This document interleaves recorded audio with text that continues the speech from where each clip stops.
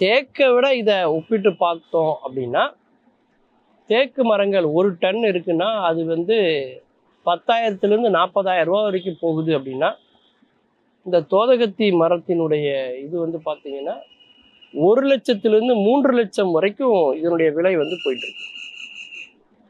இந்த தோதகத்தி மரங்களுடைய எண்ணிக்கை இப்போ குறைந்து கொண்டே வருவதனாலையும், இதனுடைய தனி சிறப்பினுடைய காரணமாகவும் பார்த்தீங்கன்னா, இன்னைக்கு விலை வந்து உலக சந்தையில மிக அதிகமாக இன்னைக்கு இருக்கு அப்படின்னு சொல்லலாம். ஒரு மரம் உங்களுக்கு 1,00,000 ரூபாய் சம்பாதிச்சு கொடுக்கும். அப்பேற்பட்ட ஒரு முக்கியமான ஒரு மரமா இன்னைக்கு அது வந்து இருக்கு.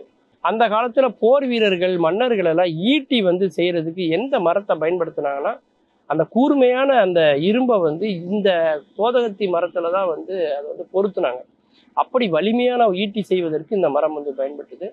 இன்னைக்கும் கூட கிட்டார்னு சொல்லக்கூடிய ஒரு இசைக்கருவி செய்வதற்கான ஒரு மரம் எதுலேருந்து தயார் செய்கிறாங்கன்னா, இந்த தோதகத்தி மரத்துல இருந்து தான் செய்கிறாங்க. அப்படி இசையாகவும், போருக்காகவும், வாழ்வியலுக்காகவும் பயன்படக்கூடிய ஒரு அற்புதமான மரம் இந்த தோதகத்தி மரம்.